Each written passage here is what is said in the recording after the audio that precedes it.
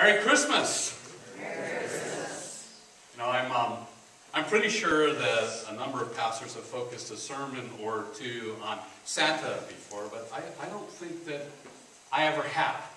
I am, as most of you know, a serious and somewhat scholarly theologian who also happens to like fun and lighthearted things, which is why I guess my sermons and classes usually start with a joke or two or three or more. And it also may be why we are the only church in America that owns a rubber chicken.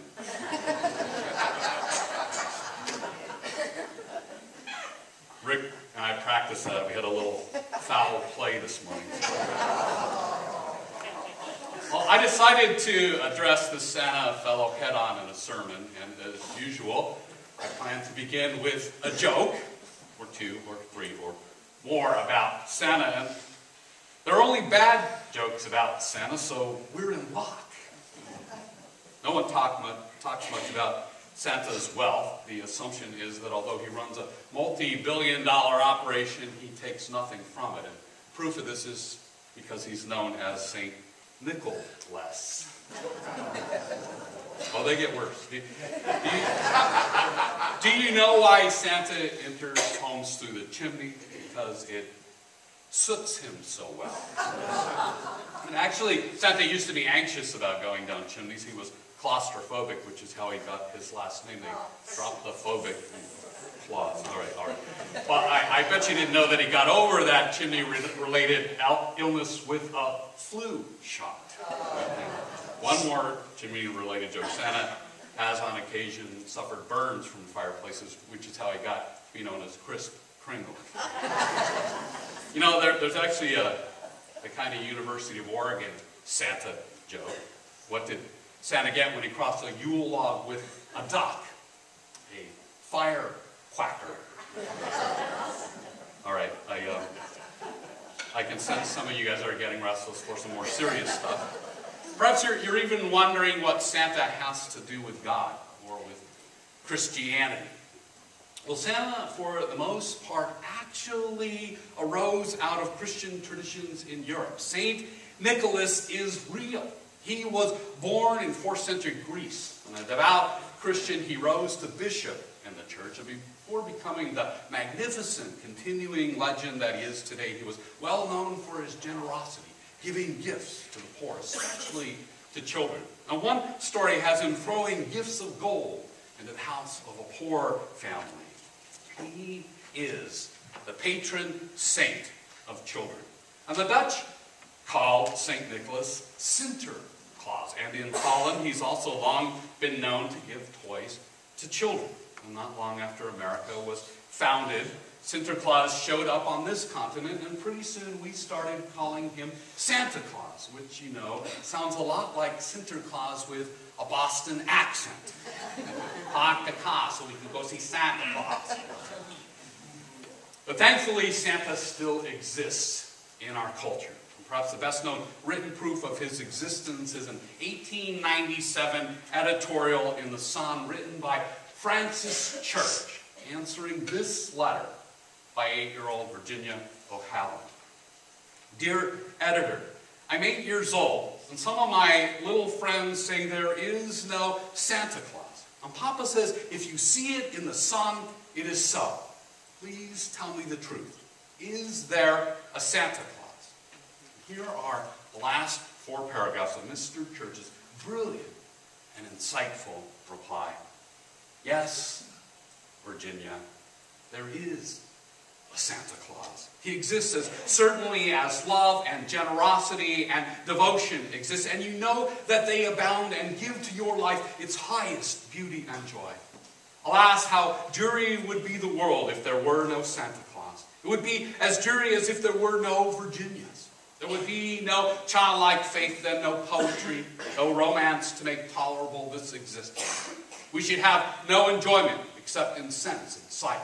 The eternal light with which childhood fills the world would be extinguished. Not believe in Santa Claus? You might as well not believe in fairies. You might get your papa to hire men to watch in all the chimneys on Christmas Eve to catch Santa Claus. But even if they did not see Santa coming down, what would that prove? Nobody sees Santa Claus. That is no sign that there is no Santa Claus. The most real things in the world are those that neither children nor men can see. Did you ever see fairies dancing on the lawn? Of course not. But that's no proof that they are not there. Nobody can conceive or imagine all the wonders there are unseen and unseeable in the world. You may tear apart the baby's rattle and see what makes the noise, but there is a veil covering the unseen world which not the strongest man, nor even the united strength of all the strongest men that ever lived could tear apart. Only faith, fancy, poetry, love, romance can push aside the curtain and view and picture the supernal beauty and glory beyond. Is it all real? Ah, Virginia, in all this world there is nothing else real and abiding. No Santa Claus? Thank God he lives, and he lives forever. 1,000 years from now, Virginia, nay, 10 times 10,000 years from now, he will continue to make glad the heart of childhood. Francis Church, 1897. I've long loved that letter. My favorite two sentences, besides the confirmation of Santa's obvious existence, are the most real things in the world are those that neither children nor men can see. Nobody can conceive or imagine all the wonders there are unseen and unseeable in the world. I've never actually heard anyone argue that Santa is God. But I have heard people seriously and derisively argue that believing in God is like believing in Santa Claus. Most theologians and Christians tend to bristle at that assertion, but I got to thinking, what if we embrace it? What if we ignore, or better yet, forgive the condescension and agree along the lines of Francis Church's letter to Virginia? Think about it.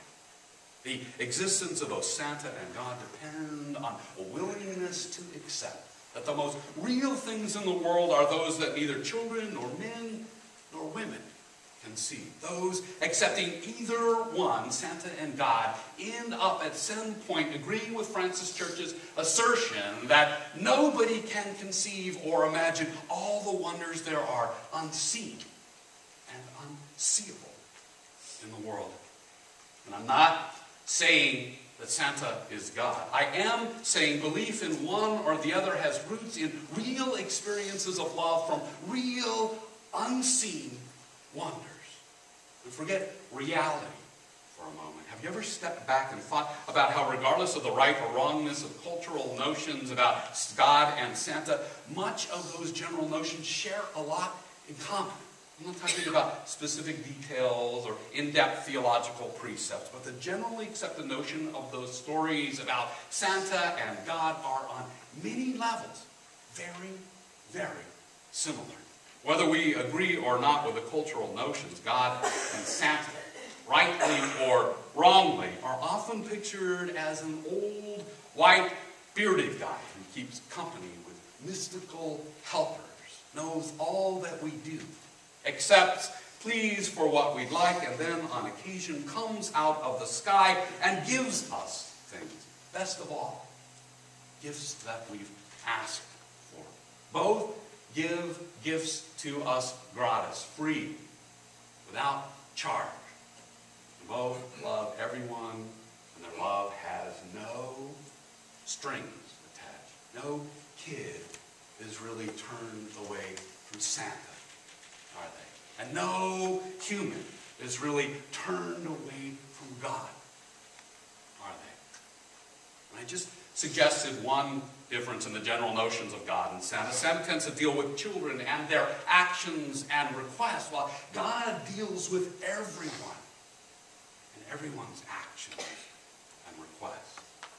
And what I just laid out are, I think, fair characterizations of the general notions of God and Santa. I'm not arguing that we each personally perceive them as the culture generally does, but if we listen, we can hear how they are similar in some general respects. There are differences in the details and the breadth and the depth of application and the meaning, and the function as well as different set of adherents to the faith for each story. But generally speaking, there is this kind of amazing, when you think about it, overlap. Stories, legends, myths, and beliefs about Santa and God have 2 points that match up that are very, very important. And I'm going to say this quite intentionally. Those 2 points are very, very real. God and Santa are about love, and love in action in the world. Love and love in action in the world. Santa, in his Christmas stories, is only love in action one night every year, Christmas Eve. And nonetheless, Santa is an incarnation of familial love that lasts forever. God, on the other hand, in Christmas stories, begins the incarnation of perpetual love on the first Christmas Eve. And through Christ is love in action night and day, all year long.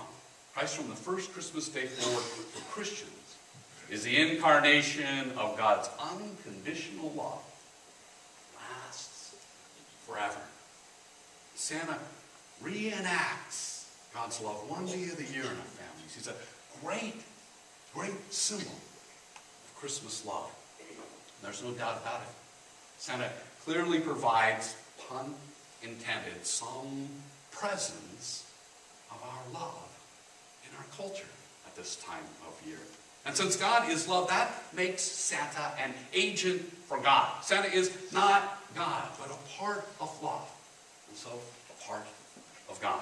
Santa is a vehicle for love in action in the world. Seen or not seen, both Santa and love are really, truly in action at Christmas.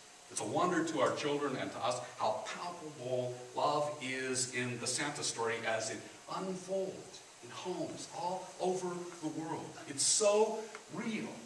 And we may not actually see it unfold, but there is no doubt whatsoever that we sense it. We experience it. It is real, which is the power that makes Francis Church's words to Virginia so meaningful.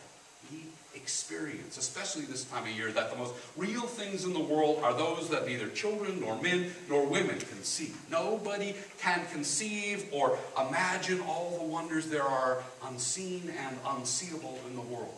And Santa is just such a wonder, and a real one at that. And if Santa, who's experienced one day a year acting as a vehicle, incarnating love, is real, then all the more so is the Christ whom we as Christians claim to really experience as God incarnate all year long, all our lives long.